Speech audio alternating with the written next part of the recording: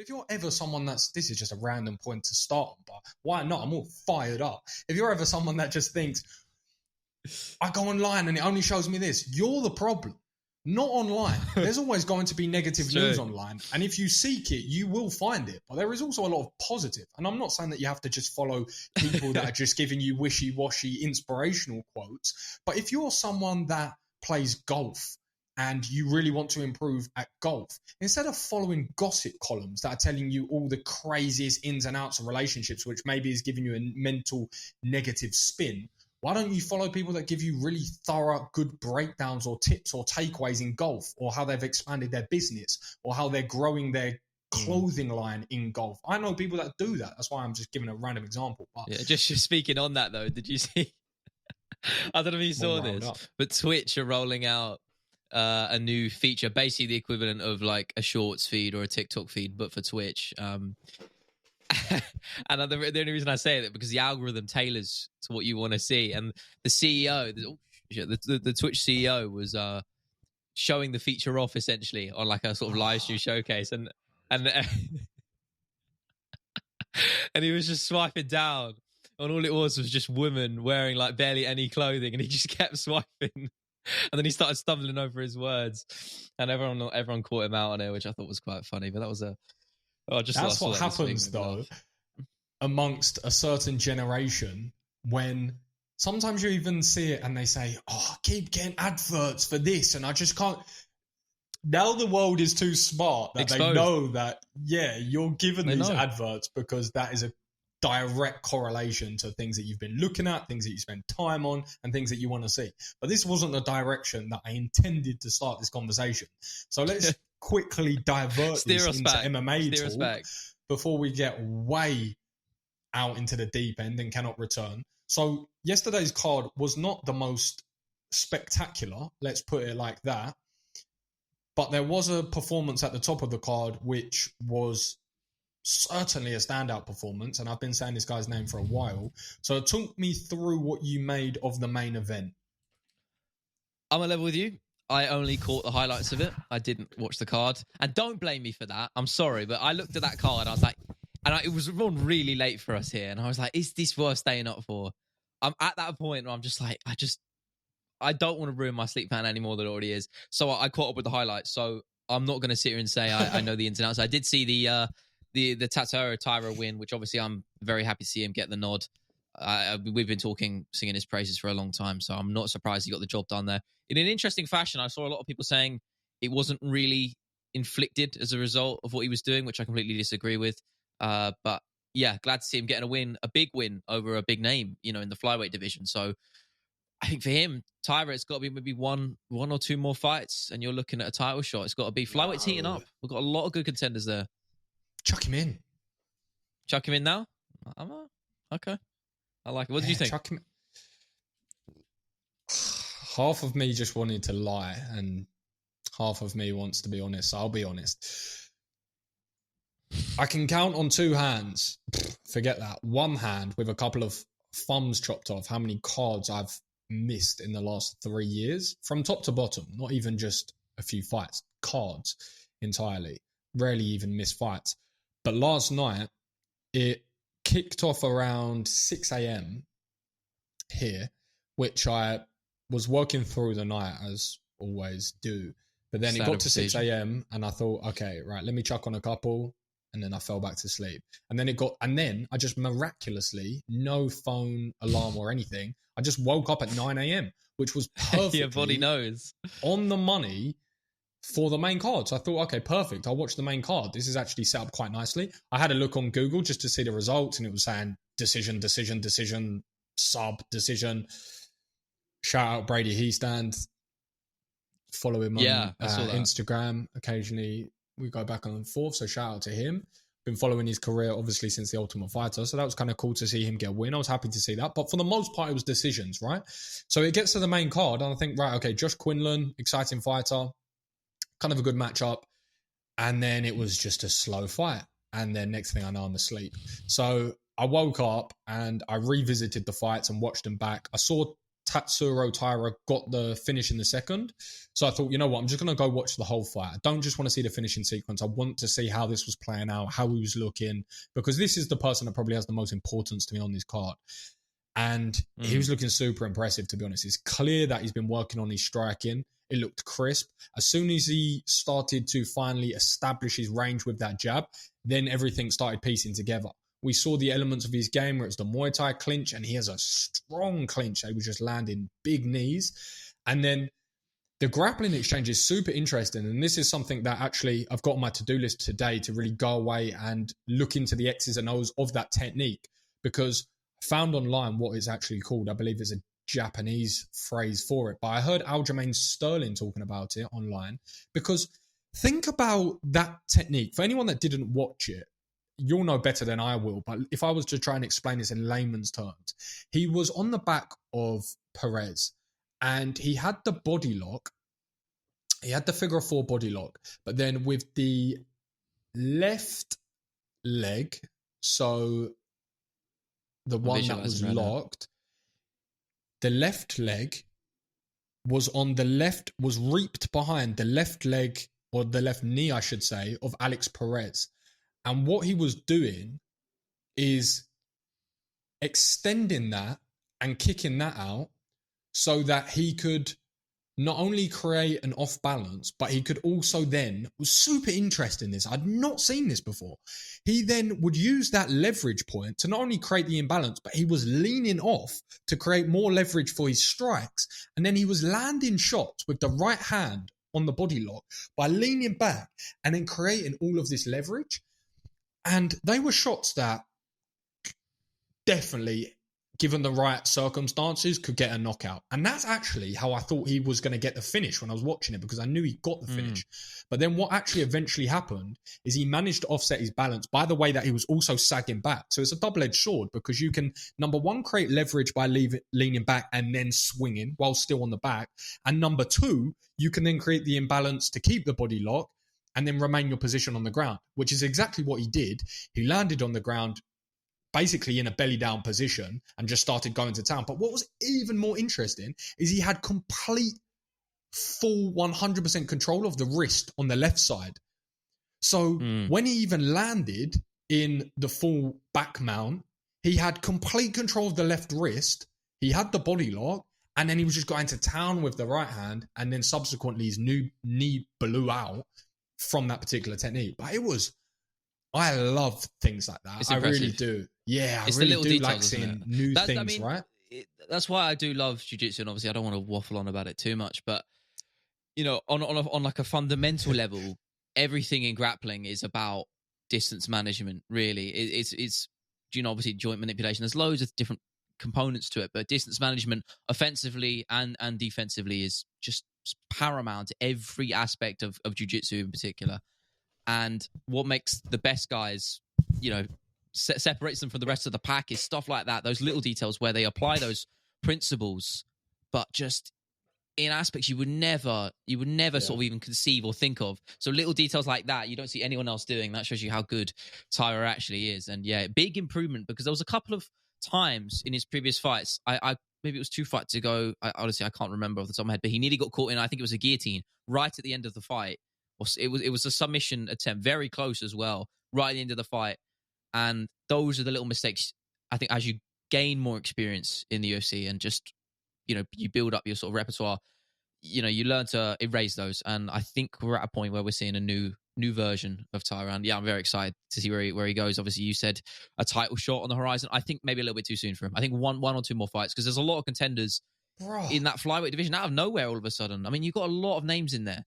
I mean, I would say Mikhaev off merit deserves it possibly more. But obviously, I think as a fan from a fan perspective, I'd much rather watch Tatsuro Taira fight, as much as I do like Muhammad Mikhaev, and I'm a big fan of him. Who I want to see fighting for a belt more, who's more exciting, is Tatsuro Taira.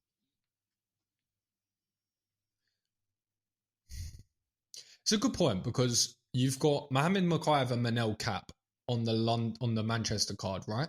So yes, it's a timing thing at this point. It's really a timing thing. So I think it's really going to come down to, this is how I think this plays out. What does Manel Kape versus Mikhaev look like? what is the result of that, and then what is the timeline to the champion? Because you have to remember as well, you've got Steve Erceg who's floating around, exactly, who's a flipping jab away from a championship belt. You got Mohamed Makayev, Manel Kape, and now you've got Tatsuro Taira. And stylistically, with any flyweight in the world, it's always a good matchup, because to be a good flyweight, you have to be able to strike and grapple. So stylistically, it's always super interesting, because typically what you get is you get someone that can do everything, and then someone that can do usually one of those aspects a little bit better than the next person. And that was another thing that Taira done very well, because Alex Perez has always been known for very impressive grappling, right? And you got to think how crazy his career's been. He's just been off the back of 15 cancelled bouts, and now he's had 3 or 4 fights in a few months. I know. It's kind of insane. He wanted to earn something back, mate. He must be sitting and looking at his bank, thinking, "Oh my goodness! Imagine if I'd flipping had all of these fights," because he's got a couple of wins in there as well. So it's kind of impressive, but. More to the point of what I was saying with that technique is why I mentioned Aljamain Sterling's line is because he's not even notoriously, he's the best backpack guy in the UFC. Best back control, you think of body locks, and you think of ground control, and you think of all of these different techniques when it comes to grappling and major elements of control. Aljamain Sterling's up there with arguably just himself. He's probably the best. He's the best, right? He's the best. He stands alone. When you start looking at people that are highlighting areas, because the problem with the body lock, right? I know this is getting a little bit into it, but the problem with the body lock is it's quite a stale position for a large part, right? Because what people have got very good at is defend. When you get to the higher levels, people know how to defend rear naked chokes. And of course, that isn't the only option for a figure of 4 body lock, but it's the major option, because you have to give up a position to go for things like different submissions, right? You have to relinquish that to then progress to that for the most part. So a lot of people have got very good. A good example of this very recently is Dustin Poirier, Islam Makhachev, right? I was literally going to say that. I was waiting. There we go. There we go. We're on the same page. That's a good example of that. And then also what happens is a hard leverage point to get damaging strikes off. So you're kind of in this stalemate. So I know this is slightly different because he was obviously actually on the back while standing. So that is different. But why I think this is big is because we're starting to see now adaptations to more stale positions where you can be more offensively damaging. And Aljamain Sterling will be looking at that thinking, yeah, that's going straight in my toolbox because that's my best skill. And now I'm seeing people use small details to get finishes. So that's a dangerous aspect. And this is, again, just a tangent, but going into parts of the game which are being more efficiently maximized, because that's where I feel like MMA is moving, right? I don't feel like MMA is creating new techniques necessarily, but I think what people are doing now is they're highlighting different areas where a lot of fights take place, looking at what areas have at the moment minimal damage and looking to increase that. So you're seeing areas like the body lock, like we saw this weekend. I also think this is something I'm always talking about. People getting very good at defensively wrestling using the cage. But what I think in the adaptation to that now is you're seeing people incorporate better Muay Thai into cage control. So now people are getting really good at establishing overhooks on the right-hand side and letting knees go and body shots go and elbows go with control, and now maximizing the damage that you can use. And an example for this, to go back to use precedents, would be Dakota Ditcheva this weekend. Just insane finishing ability against the cage, right? And you look at Muay Thai strikers in MMA, they're very, very rare. And you can put Dakota in there with absolutely anybody in MMA at the moment when we talk about high-level Muay Thai. Someone asked me the other day who's got the highest level Muay Thai and in the UFC, and my brain just said, there's not a lot of people. You naturally go down Khalil Roundtree's, right? That's your obvious. But now we have to start talking about Dakota in there. When we talk about Muay Thai and MMA, she's in that question. And now we're looking at a sort of different mixture of styles, because MMA with Muay Thai is not a very popular style. And of course, she's a mixed martial artist, but I'm saying emphasis on certain techniques, right? Knees in the clinch, elbows in the clinch. And where does that lend itself best to? Defensive, or if someone's being offensive and someone's being defensive against the cage, digging underhooks, pummeling, working their way back to their feet, all of these different exchanges. This is usually an area where we don't see a lot happen. But yeah, that's what kind of excited me over the adaptations of MMA across this weekend. Yeah, anyway. Very analytical and technical summary there. I have to say, I'm giving a pat on the back there. That was pretty good. But yeah, let's look forward to, I think, the meat on the bone, really. I think it's the topic of discussion that everyone seems to be on about. And I'm telling you, this week, for my working week, as a result of this debacle, if that's what we'll call it, has just been an absolute spanner in the works. It has thrown everything out of the window. It's been up and down, up and down. And that is, of course, what we're referring to is Conor McGregor cancelled in his fight against, well, not cancelled. He's not fighting Michael Chandler due to an unknown injury. We don't actually know, unless I'm mistaken. And we've said many times before that, particularly you've actually sort of championed this, is McGregor is never the one to pull out of a fight unless it's fundamentally, he cannot fight. And I think this has to be one of those instances. I do subscribe to that. It is a shame. It's a shame. I hope we get the fight in the future against Michael Chandler. But I always say, sometimes when stuff like this happens, we get something that is almost even better. I think back to UFC 294, Makhachev versus Volkanovski 2. In terms of spectacle, in terms of what that fight on paper represented, it was, in my opinion, far more exciting than the Oliveira rematch. So we got that. And maybe this one's not on that level, but Jiri Prochazka versus Alex Pereira 2 for a main event. I don't think anyone could be sitting here and complaining, because I absolutely loved that first fight. I thought both guys had their success. Obviously, Alex Pereira got his hand raised when all was said and done, but I'm not going to sit here and say I don't want a rematch. I'm very excited. And of course, it's a rematch. That's always going to be exciting. It's always got the narrative behind it. And I feel like Jiri Prochazka is one of the few guys, particularly in Alex Pereira's UFC run, who really found some success early and looked to be taking over the fight. I thought he had a very good first round at 295. And yeah, I can't wait. Honestly, that's my feelings on it. I'm very excited. What are you thinking of the new matchup? The first thing I'll say is I'm actually going to go against what you said, but also what I've always said. Conor McGregor's never that guy. He still isn't that guy to just pull out. However, I think if this is 4 years ago, 5 years ago, maybe longer, maybe that sort of era where he was just on that way to superstar status, he fights. I believe so. I believe the fact that it was in limbo for a while tells you that it wasn't a certain ruling. Otherwise, it would have been said, boom. As soon as the press conference got cancelled, which we now know was due to an injury, if it was a serious one then, it would have got pulled. The plug would have been pulled. There's no, there's this really serious injury. Let's see how he is in 2 weeks. No, that doesn't happen. If it's bad enough, it would have been pulled. So what I actually think has taken place for the first time ever in his career is I actually believe that this is a very calculated, not just from him, but from physicians, from the UFC, and from he's always going to want to fight. Let me preface that. He's always going to want to fight. But I believe what this situation was this time around was he's put a stamp on this return.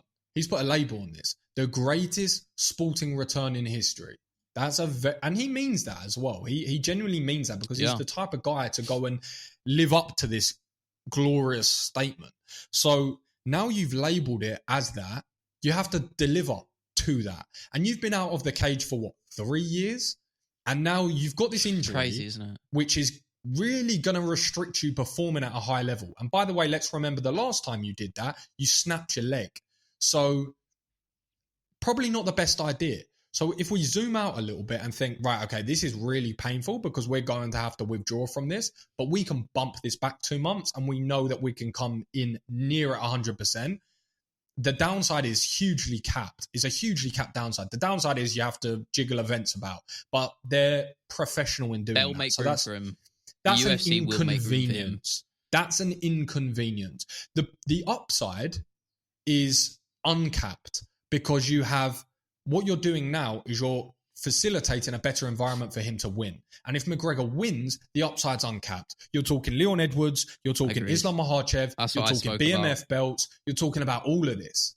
So your upside is uncapped, but your downside is... I'm saying imagine that timeline, but that's going to have that. There is a very, very plausible chance that we're going to see that. That's the thing, because I and yourself think McGregor is going to get it done.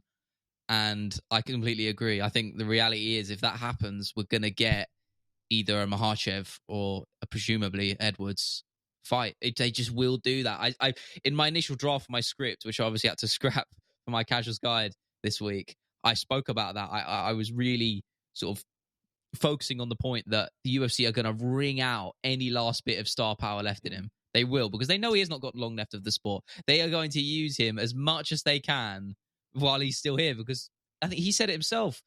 There's not long left for him. He's 36 now, I believe, right? Which in that weight class and that division, you're past your prime. Let's not get it twisted. And that's it. The fight game is harsh. I've always said that, and we said this about Volkanovski. Just cast your mind back to when we spoke about his victory against Yair Rodriguez. Right after that, we recorded an episode after that. I said, don't take him for granted, because sooner or later Volkanovski's not gonna be here anymore. And obviously he is still fighting, but he's no longer the champion of the world after 2 brutal knockout losses. And that is how quickly things can change in this game. So sure. I'm not surprised the UFC would do something like that should he get a win over Michael Chandler.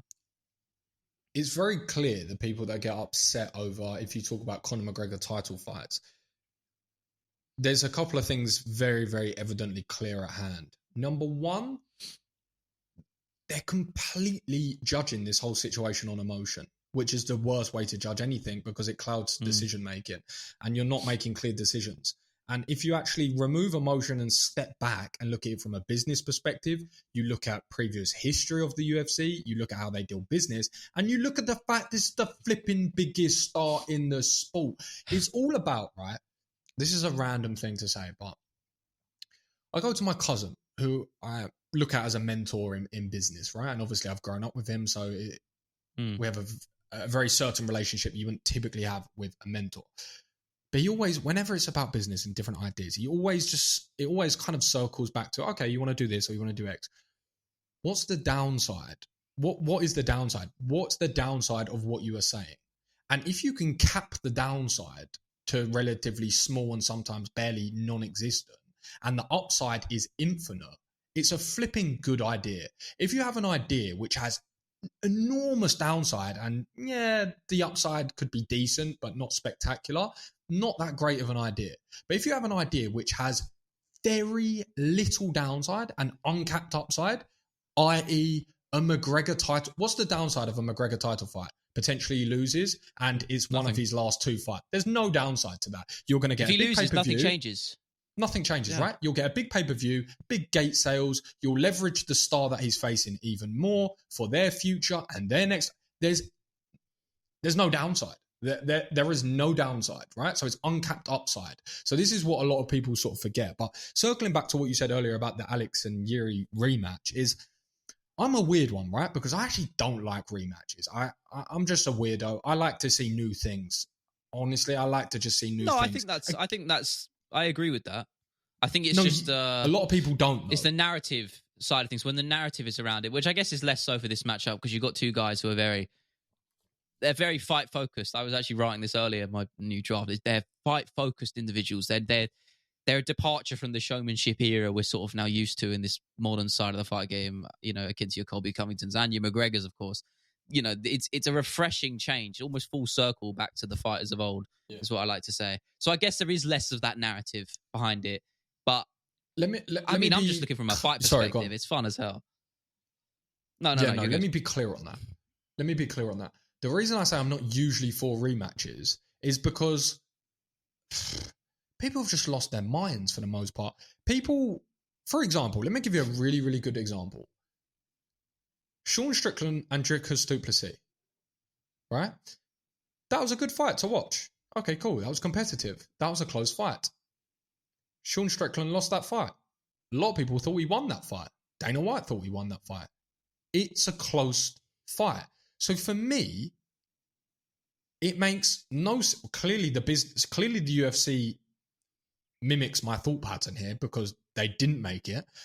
But there's no need to make an immediate rematch there. There isn't. You can't just make immediate rematches if there's close fights. I agree. As soon as there's close fights, people always want a rematch. It's like, no, you don't just have a flipping close football match in a cup final and go, oh, you know what, we'll actually run that again because it was close, right? And it was close, so let's do it again. That's not how it works. Well, they used to do that. They used to do that. Well, but they don't anymore. And used there's to have your probably a replays. reason. Yeah, of course. There's replays. Yeah, But that was if they. Yeah, but the replays were if they drew. They didn't draw. If they drew, then I would say, cool, let's run it again. Right, yeah. They didn't draw. They lost. Sorry, he lost. Yeah, good point. So my point is now, he's gone away and he's got a big win over Paulo Costa. Cool. Now you can reassert him into that conversation again. Okay? Now he's got a fight with Israel. So cool, let's reinsert that. No need to do a rematch. There's also quite a lot of things to suggest there shouldn't be a rematch here because Ankalaev's there and he actually got asked. I don't believe he wanted to fight. But I can hear why people are saying that. I don't subscribe to my usual train of thought with this one whatsoever. Because stylistically it's so fun. The build-up is so fun. And there's just enough inconclusive evidence to really build this up. Because the stoppage, whilst I believe it was a fair one, controversial is fair to say because a lot of people thought it was early. Yep, okay, cool. Agree. So there's enough there, right? You have incredible stylistic matchup. You have a little bit of, unjust. And then what do you have on top of that? You have, me and you will know, as people that get the metrics off the back end of these things, two of the biggest stars in the sport, bar none. And when you're talking Alex Pereira these days, put him in a bracket with anyone. Put him in a bracket with the Islam. He's the biggest star. The Khabibs. Right he's bigger. The Connors. I'm not saying he's as big as these people worldwide, but as current, relevant, trending, in the media, in front of our face, constant content. I think he is. He's the biggest right now. He is everywhere.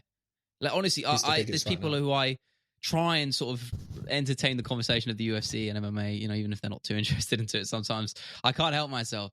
But even some of of You're know who that Alex guy. Pereira is. You're that guy. No, I'm not that guy. You was flipping Sometimes your I'm that mum's guy. 60th the other day and you said you was giving them the whole...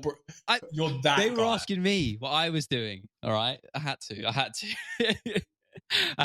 to. But I honestly do believe that. And obviously you're talking from a purely metrics perspective on YouTube, as you said, or any platform really, that these guys do big numbers. Alex Pereira in particular does crazy numbers. And that's why I'm planning on doing another video on him because I did do a sort of career documentary, sort of style of video a while back, like a good 6 months, 7 months ago, maybe longer. And it did really well. It performed pretty well at the time, about 70,000 views. And again, that he's only elevated now. When you look at his star power and his stats now, it is honestly unprecedented. I actually think his rise, just in a time frame, compared to someone like McGregor, it's surpassed that. It's unprecedented. He's had 13 professional fights in MMA, and in 3.5 years, give or take, maybe even less than that, he has gone from a sort of piece on Adesanya's chessboard, and that was a novelty act, really. That's what he was. Yes, he had, to the initiated, he had the kickboxing credentials, and people knew how good he was. But to everyone else, he was just that's the guy Adesanya fought. Great. And I saw a video of him walking on stage for the UFC 276 press conference. I'm sure you saw this. And they read out his name. No cheers, no nothing. And you compare that to now. He is just international. He's everywhere. And stuff like this, I think fans in particular now don't take it for granted as much as they used to. But activity, when we saw Usman in particular was probably the example I'd come with. He was so active as a champion. And you look at what he did for the sport, people didn't really give him that credit he deserved at the time. I think in hindsight, they've seen what that meant now, and they're sort of channeling that to Alex Pereira. I think people are giving Alex the credit he deserves for taking these short notice fights and being active, and that's only elevated his star power even more. I think, and a win here over Jiri Prochazka, again, you've got to put him in that conversation as one of the greatest. I mean, he already is as a two-weight champion, but it's unprecedented. In the amount of time he's done it, is such a big factor in ranking him in that list. It's incredible. It really is incredible. I agree with you wholeheartedly on everything that you touched upon. And it was only just the other day I made a video. It's even out now. I can see it even in the back end of my TikTok about the champions, or not even the champions, the fighters in the UFC, which have headlined the most pay-per-views, right?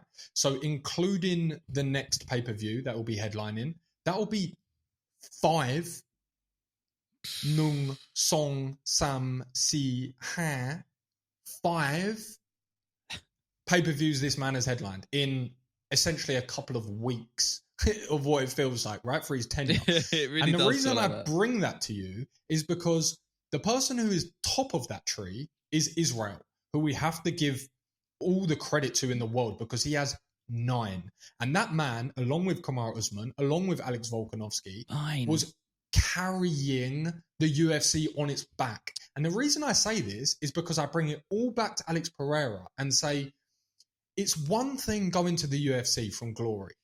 It's another thing chasing Israel down. It's another thing beating him. That's a story in itself. That's the end of the chapter. That's the end of the book. Everyone's writing stories about this for years to come. It's a very different thing to come into the UFC, to chase him down, to beat him, to go, and this is no shade on Israel, this is just a matter of fact, to go and attempt to do what he'd done in regards to the double title and captured it. And then on top of that, it's, okay, there's nothing more for him to do. Israel done everything and he's done everything. What's the last piece to that puzzle? The activity. Israel's one of the most active fighters of all time. But now he's even come in and shown that activity. And not just, okay, I'll fight Joe Bloggs. Okay, I'll take the call for UFC 300 to headline it and starch the man and get a viral moment. It's all these micro elements to the brand that is Alex Pereira that has just transcended him. And I mean this seriously. Any fighter needs to look at the blueprint of what this man's doing, not just the skill set and the fights, that's one thing, but outside of the cage. Because when you look at how this man has leveraged his brand, has leveraged his phrases, has done very subtle things to get these memorable moments, creates content every day, goes on these tours and does it to different places. I'm not saying that can always be replicated and mimicked, of course not, but he's partnering this activity and these devastating performances, and it's just craziness to pick up the phone to anyone and fight anyone with the perfect back end of having all the content and all the branding to just leverage it all. And it's insane. You look at this as a flipping case study of a takeover, and I understand why you say, okay, we need to look at him in... People get upset when you talk about Conor McGregor. We're not saying he is Conor McGregor. You just have to... There's not many people to liken this to. Like, who do we liken this to? Yeah, we've had people that have come over and been champions. He's his own path. Yeah, we've had people to come over and be a star. We've had all of this, but we've seen no one do it in the time frame. We've seen no one get the multiple belts, and we've seen no one have the rise on social media that this man's had. It's insane. It's so impressive. It's so impressive. Shama. Honestly, I couldn't be... And I started off as not some hater. Like, you know me, that's never my play. But I was just... In Italian, in French, they say, comme si, comme ça. In Thai, they say, choi, choi. Means, yeah, meh. That's how I was. But now, I couldn't be more of a fan of what he's done. And I think he's doing it expertly, like you said. Ride it until the wheels fall off, because this game is unforgiving and it will change on a dime. And it may even be this fight. But guess what? He's done so much work in the build-up to this that if he is to lose, he then goes into the Israel bracket of... Every fight against Alex Pereira is a title fight, even when it isn't. The same as Israel. If Israel has a fight which is not for the belt, it doesn't matter because it's always for the belt because you're the same way McGregor is now. So, yeah, craziness. I'm flipping getting before we get into some predictions, I'm going to throw you one little question, and I don't want to stay on this for too long. I just want a quick answer. I want the first thing that comes to your head. If Alex Pereira wins this fight on Saturday against Drew Prochazka in their rematch, is he higher in the GOAT rankings than Israel Adesanya?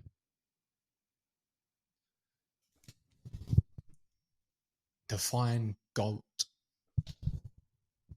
That's your definition. What do you value more? Because really it comes down to two things. It comes down to title defenses, or it comes down to doing what others haven't, really. In regard, I'm talking to being a two-weight champion. You can talk about activity. There's a lot of factors. Everything. Okay, so this is my definition, I consider right? being a champion in and out of the cage. But yeah, this is my definition. So I'm right. Whatever the answer is, perfect. Love that. Great. I would have to say yes. And the reason is, no, I don't think it is a tough one, to be honest. Not for me, anyway. And this isn't recency bias. This is just me just providing the statistics.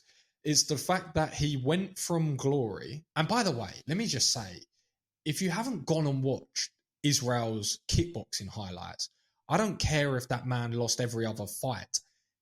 Just the fights that he didn't, obviously. But the fights that he won and the performances he had is just like, who even cares what his record or the belts or anything? Is so fun to watch. It's just, there's a level of entertainment that Izzy brings that is just crazy. But you take Alex, for example. He goes and gets the 2 belts. Okay, that's one thing. That's crazy. No one's done that before in glory. Then he comes over to the UFC. And the same as what Izzy had, it's very hard to do that, right? Because you're now coming in as a specialist striker. So everyone has the same game plan against you, and everyone is trying to exploit the same hole. And yes, they don't have a lot of MMA footage, but they have a lot of fight footage, because even though it's not the same, there's still some takeaways. The thing that I find most about Alex Pereira, and I will circle this back to your question, is he only is a very, very weak way to go about this, but he has 2 or 3 things that he wants to do. And he only wants to do those 2 or 3 things. He wants to calf kick you, he wants to jab your body, and he wants to put a left hook on your chin. That's what he wants to do. Yep. And he does it to everyone. And Israel was so impressive with his striking, but Israel never really had, okay, I just want this combination, or I just want this finish. He was so diverse. It was such a range that you had to be wary of everything. But with Alex, he pretty much has one thing. And he's done it to everyone, near enough. Which, there's a level of just how high level you have to be to this one thing. You know, everyone knows what you want to do. Everyone knows. You put sparring footage out every day showing you what you want. But he does this one thing. So coming back to your question, and I'll wrap it up quick. I do believe so, yes. Because you come from glory, you have a brand already, which is hard to live up to, same as Israel. He goes and wins the championship in record time. He goes up and wins the next championship in record time. He faces pretty much exclusively champions in record time. And now, after this next pay-per-view, he will have more title bouts than he will non-title bouts. And that's the sort of stuff that we talk about with John Jones. Yes. That's the only other person you have in those conversations, right? John Jones. And I'm not saying he is John Jones. I'm not saying the same career. I'm not saying any of that. I'm just saying, if you want to talk about title fights, non-title fights, there's probably not many records out there that are going to look too similar to Alex Pereira than John Jones with things like that. Because who has 4 title fights and 4 non-title fights and then 5 title? Who does that? Not a lot of people. Not a lot of people. So yes. Yeah, I'm still indifferent on it, but I'm interested. I personally value defenses more, but it's tough. Last thing, he's in the conversation of flipping going up to heavyweight, and I'm all down for entertaining that, to be honest. Yeah, so am I. Why not? Because it's history, right? Will it go well? I don't think so, but who cares? Give him the chance. What's the downside? Comes back to my equation. Yeah, what's the downside? Exactly. The downside is he's gone up to do something no one's ever done and he failed. Okay, cool. Like, that happens, right? That's life. But what's the upside? The upside's you've created the biggest superstar in combat sports flipping in history. Yeah, you've just created why not, right? Imagine, last thing I'll say on this, imagine the internet if Alex Pereira wins the middleweight, the light heavyweight, and the heavyweight belt. I can't comprehend that. I'm just never going to make a video on anyone else. That's what I'll do. I'll just become an Alex Pereira channel. Basically what I am this week. I'm telling you that for a fact. Tell you that for a fact. Yeah. That's what I'm planning on doing, a Pereira video. next week. So fingers crossed he actually gets it done, because, I mean, for my channel, that would be good, because if he doesn't, goes out the window. But let's get to some predictions. You know, we've been speaking so highly on Alex Pereira this whole time, but weirdly to me, when I visualize this fight, and I've gone against Alex Pereira last time, and I'm a bit more apprehensive to do it again. But my gut just sees Jiri Prochazka winning. I don't know why that is, and I'd be happy to be proven wrong. More than happy, because, you know, I think Alex Pereira is only a good thing for this sport. Yeah, that too. But I don't know. Jiri had a lot of success in that first fight, more than I think people give him credit for. And I always say, I think the only way you can really beat a guy like Alex Pereira on the feet is to not let him fall into his patterns, not let him just take that kickboxing stance and fight his fight. You have to make it a dirty fight on the feet and the stand-up. You have to bring it to him. Jan Blachowicz did that, and obviously the altitude aided him, and that fight was very close fight. So I think that is the path to success. And Jiri was really leaning into that, but obviously got caught with that left hook, as it seems everybody does these days. But really, I think that fight's going to be close. I think it's going to be just as close as it was the first time, until it wasn't, of course. And obviously the short camps of both guys is going to make things interesting. It's going to have an effect on the cardio, the gas tank. There's a lot of different factors at play. I do think it's going to be close. My mind just says Jiri Prochazka. When I see this fight, I couldn't give you a logical reason why. I really couldn't. I'm just going off their last fight being as close as it was up until the finish. Yeah, I'm going Jiri Prochazka. I think maybe with a late stoppage or a decision. I mean, I don't know. It's rogue. I know it's rogue. The logical thing dictates an Alex Pereira knockout. When's Jiri ever won a decision? I don't believe he ever has. Never in his career. Yeah, I know. I'm just feeling. So you think this fight is going to go 5 rounds? Oh, it is 5 rounds. He's getting a stoppage. Fuck. I'm just presenting what you've brought to me, so I'm just intrigued. Just a fair point. I'm just intrigued. Fair point. I'm not saying you're wrong. I'm just saying, is that actually what you believe? No, it could happen. Yeah, I'm not saying can't. Hey, we all said the same thing about Chandler versus Gaethje. That went to decision, didn't it? So no one on this planet thought that would go to a decision. And I know it was 3 rounds, but things can be weird in this game. So who knows? I wouldn't have said that. I wouldn't have. I think most people thought that was going to be a knockout, right? Oh, come on. If you said, is there a potential knockout? I would have gone, of course there is. They're going to fling heavy lever and there's going to be a lot of gaps. Yeah, of course there could be a knockout. But if you said, okay, this fight is actually 3 rounds and they both push a good pace, but they're durable enough to go 3 rounds and take some big shots, I go, yeah, that checks out. That checks out. It's not 5. Okay. If it was 5, then I'd say, nah. I would have been in that camp. But 3 rounds is... Yeah, all right. Fair enough. At the highest level, it's hard, especially at lower weight classes, right? It's hard to just get those moments when you're at the very elite. They're so well conditioned. That's true. That's one of the most major points. That's why 5 rounds is so important, right? Is because conditioning is a large part of getting finished. So if you're fresh, it's going to be a lot harder to just get switched off, because it comes back to all of the things. The punches you don't see are the ones that knock you out. But when you're fresh, you're much more attentive. You can see much more. Your defenses are much sharper, you know? So, but coming back to what you're saying in regards to a prediction is, I don't think you're insane for thinking a Jiri finish at all. I don't think that's crazy at all. The man has pretty much all exclusively finishes in devastating fashion. So, and it's not like Alex Pereira has never been finished. It's not like he's never been clipped.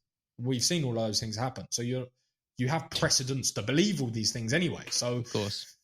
I think that's the only bit I disagree with a little bit. Maybe I misheard you, but I think the last fight from Jiri Prochazka really proved something to me, is when he's fighting, let me change the wording on that. When he's competing in a mixed martial arts fight, he's at a disadvantage to most guys at the top of that division, I believe, in regards to...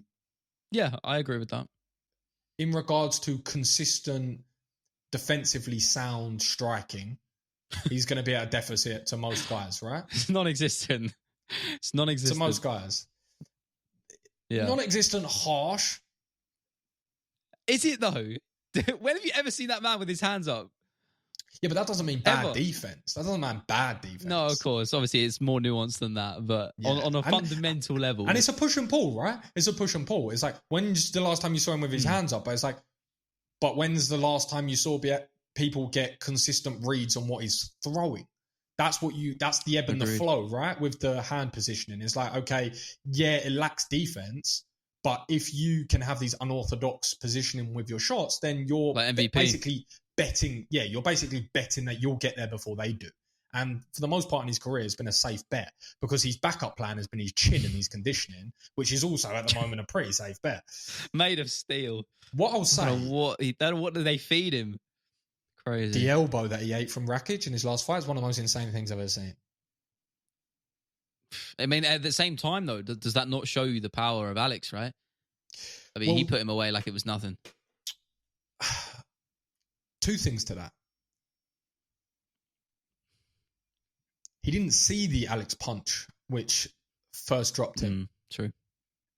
Not the first one, the right hand, the left hand. He didn't see it. He got punched into it, so he actually didn't see that, and he wasn't fully out. And any other fighter, I'd be like, But we've seen Yuri Prochazka literally be knocked out by Dominic Reyes with the up kick, go limp, and then boom, he's come back and he's spinning elbow fella with one of the most vicious knockouts I've ever seen. Precedence, right? You have to, in MMA, if you're given an opinion, it's always important to have precedence. So when you say, I can see Yuri getting a finish, there's a lot of precedence to suggest that could very much happen. It's harder to provide logic when you've never seen these things before, right? With Islam, there's precedence to say, okay, I can see him get knocked out by Dustin Poirier. It's a lot harder to say that with Khabib because we never saw that happen. My point of saying this is when Yuri fights or competes in mixed martial arts, he never comes out well there.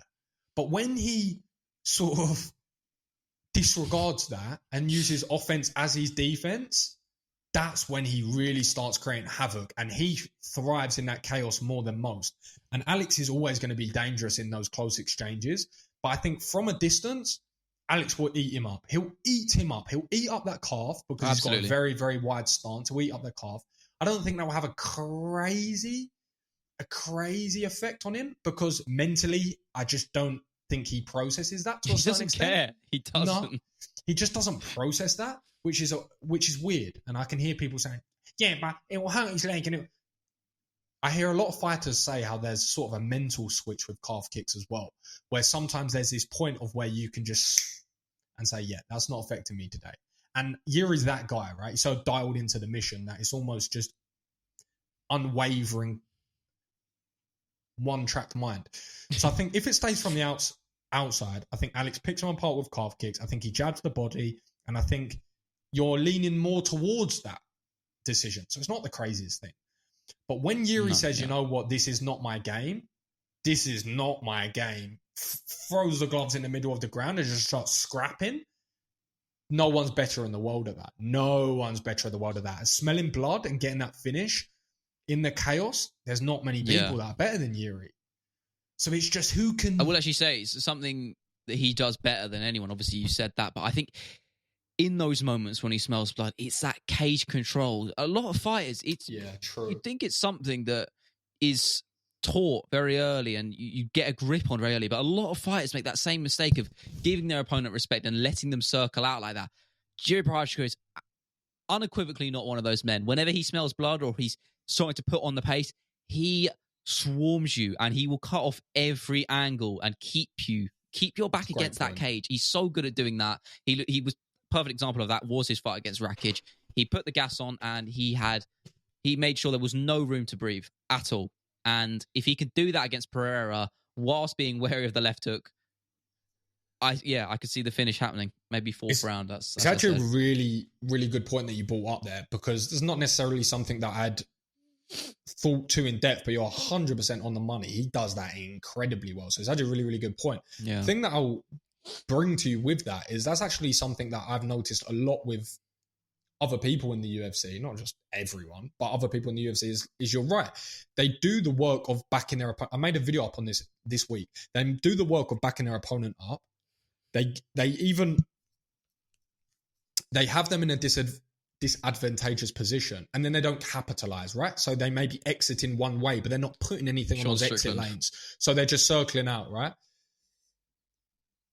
Now, a slight caveat to that is sometimes why that's the case is you have to have attacks in your arsenal to put there. Yuri has those attacks. He has all of those, and he has them out of both stances. So he can cut each corner off out of both exit lanes.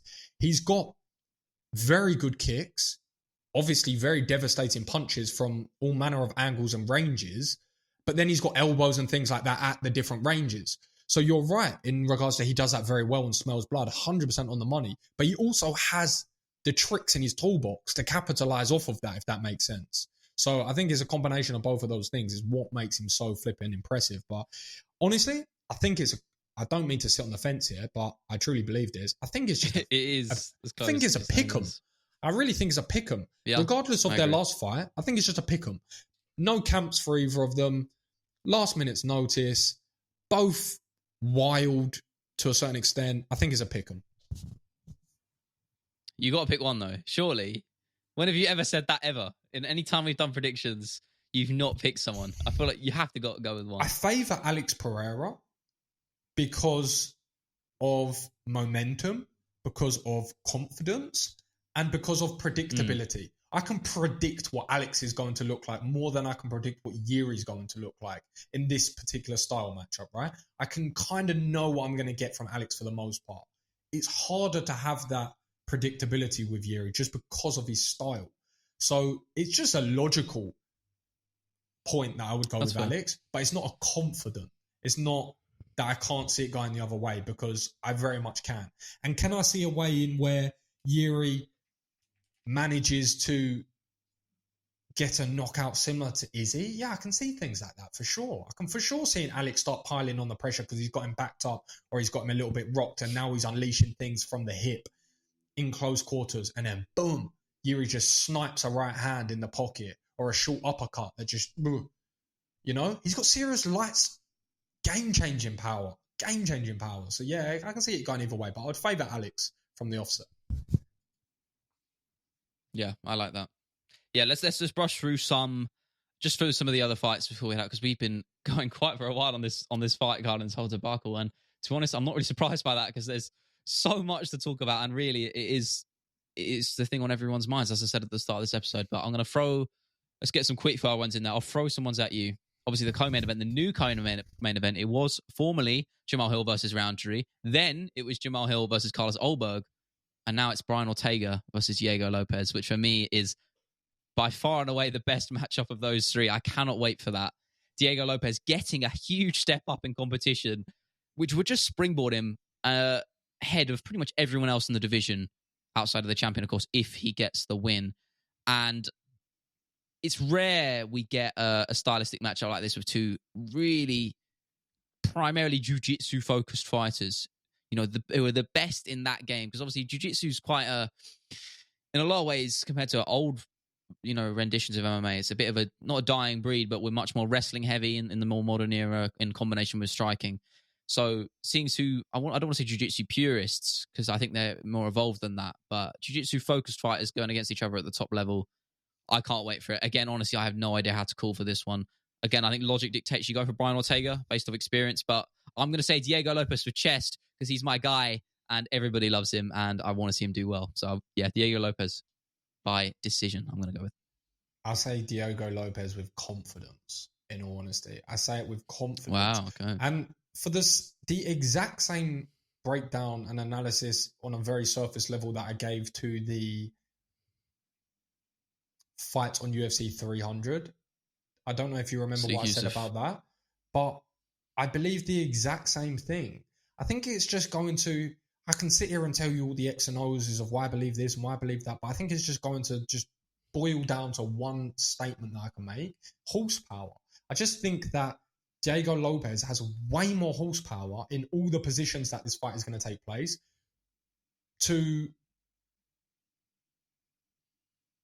Brian Ortega is very hittable. very hittable. That's always been the case. And after his very long time away from the sport, I was interested to see how he was going to come back. And I'm super glad that he got the win. And I love watching him compete. There's nothing against him. But I wouldn't say he's necessarily evolved into this fighter which is going to change his game into a place where he's taking no damage and he's got very slick head movement now. Yeah. He has nice boxing. We've seen that before. We've seen good knockouts. But he's hittable. And I think Diego Lopez is going to be able to hit him. And I think when Brian Ortega hits him, he's not going to be able to do as much as when Diego Lopez hits him. Yeah. Very simply. True. Very, very simply. So that's where I feel like the advantage is going to be. Then if you break it down into jiu-jitsu, I think it's crazy to imagine a world in where Brian Ortega gets submitted, but that's because you're thinking of a world of where they're playing jiu-jitsu. They're not playing jiu-jitsu. They're playing MMA. And with MMA, you have elbows and power is more of a thing. When someone's landing big shots on you, it's making you give up slight increments in position. And when you're someone against Diego Lopez that can transition so quickly and at such speed with such power, dangerous. So I'm not saying that Lopez is going to go and submit him, but I just look at fights and I think paths to victory. What's Brian Ortega's path to victory? I can't really see it. The only way that I see this going, and maybe I'm proven wrong, maybe I'm completely way off, but even in the jiu-jitsu, I don't see a very clear path to victory, but Brian Ortega is one of the best opportunistic grapplers up there with Charles Oliveira, and he'll jump on things in a heartbeat. So Diego Lopez is very chaotic, and he does have very high-paced scrambles. So yes, I think that could work to his benefit, but that could give 0.5% of an opportunity, and that's all Brian Ortega needs to lock up a guillotine. It's all he needs to lock up a triangle. Yeah. You know? So, but fine margins. But how many times do we see high-level, well-conditioned athletes, which are very powerful, that have lights-out jiu-jitsu, get guillotined or triangled or armbarred? You don't really see it. Yeah. You don't really see it at all. That's what makes it interesting, right? Because you've got two guys who are offensively lethal when it comes to submission grappling. So it's quite intriguing. But I've got to press you for a prediction. I think Diego Lopez... I need an outcome as well. Knocks him out. Yeah, I, as you were speaking, and I know I said decision, I was like, shit, you're right. I reckon he could put him away. So I might actually have to join you with that. I'm going to change my prediction. You swiftly converted me. By the way, Brian Ortega he's one of the most lion-hearted men in the Brian Ortega, Max Holloway, the Brian Ortega, Alex Volkanovski. You've got to put him up there with top 10 chins, top 10 heart, all of that. So when I say finish, I don't say that lightly. I say that is a bold flipping statement. And if Diego Lopez does come out and finish Brian Ortega, he's going to do something that no one's done before.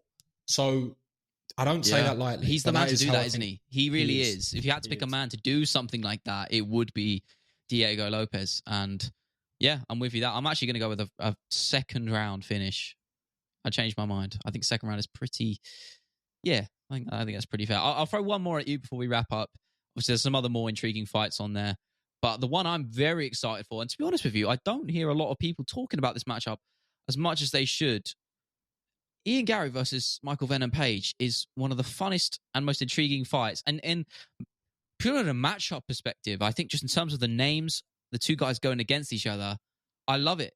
I think it's so intriguing just as a storyline. Obviously, the level of hatred a guy like Ian Gary's had, he's probably the most polarizing man in the division, if not the sport. He's up there. You love him or you hate him. He's kind of like Marmite. But I think what you can't deny is in the cage, he's pretty damn good. And so is Michael Venom Page, even at his age. He is a puzzle that pretty much no one, bar a couple of people, have actually been able to solve. And I'm glad they're really pushing him because I think the UFC knows that he doesn't have very much long left at the top of this game, right? So he's going to go for it. He's going to go for the belt and make a few checks along the way. So I'm excited. Stylistically, honestly, you can't predict how a fight like that plays out. Whoever you've got pitted against MVP, because of the way he fights, you never really know what you're going to get. It really is the orthodox versus the unorthodox. About as far along that spectrum as you can get on either side. I'm excited for it. I think MVP is going to get it done, though, because I think he's so difficult to deal with. Kevin Holland, the guy as experienced as him, had nothing for him, really, for the most part. And Ian Gary, we've seen, is a bit chinny. He has been clipped a few times. Forgive me for misplacing the name. A guy caught him with a flush counter shot that nearly put him away a couple of fights ago. I think MVP can knock him out, and I think he will knock him out. I'm going to go with a late stoppage, 3rd round for Michael Venom Page. A lot to unpack here. A lot to unpack. I think the first thing... It's such a hard fight to call. First is MVP even said this in the build-up. It was actually with Wonder Boy, but the same is quite applicable. Yes, I remember. I know what you're talking about. Is this going to be a staring match? It could be. It honestly could be. Just because they're both such high-level strikers, they have such intricate styles, and it's very hard to figure out any sort of patterns of play in 3 rounds. Ian Gary was actually petitioning for 5, and I like that. I'm always really going to like that. So do I. With most high-level matchups. But I think some matchups, you want that. And I think that this is the right one, because when you have 2 such interesting styles that's so hard to figure out, I think if you just at least give the illusion of there being an extra 10 minutes and the illusion of you're going to get more time to figure it out, I think we'll get a better fight off the back of it. I don't think we're going to see that, so there's not really any point in bringing that up. But it could be a staring match. It could be. I disagree with Ian Gary being chinny. I don't think that you can be undefeated and be chinny. I think you have to get knocked out multiple occasions to even start using these sort of words. Because if you're asking me, has he been knocked down? I'd say yes. But that knockdown was almost weirdly, I've said this before, but I will say it again, weirdly impressive to me. In fact, not weirdly, it was super impressive to me, because he's an undefeated fighter that's never lost, he's never been knocked out, and he's been in adversity, but not at the highest of high levels. So no one can beat you, no one can touch you, no one can hurt you. You've never really seen that before. He goes out, gets knocked down, yeah, he comes back and wins. But what happens in between rounds is he comes back to his stall and he relays to his coaches. He said, okay, I overstayed my welcome in the pocket. I got greedy. I tried to pick this shot and I knew that I was going to be exposed on that. Shouldn't have done that. I got clipped. I won't do that again. He said that to his coaches. He said that, not the other way around. So now we've got an undefeated fighter that is learning lessons in live speed. And that's a very small detail, but a super impressive detail, because usually what that looks like is the fighter goes back to the stall and they say, what got me? I didn't even see it. There's so much going on at such a quick pace. Like, what caught me? You know? And on the back of that, usually we see people learn those lessons in defeat. So I'm not saying he's impossible to make mistakes because he's always learning, but it just shows me a layer of Ian Gary's mindset and his game and his ability and his presence of mind in the situation, which is very, very high level. He doesn't get enough praise for that.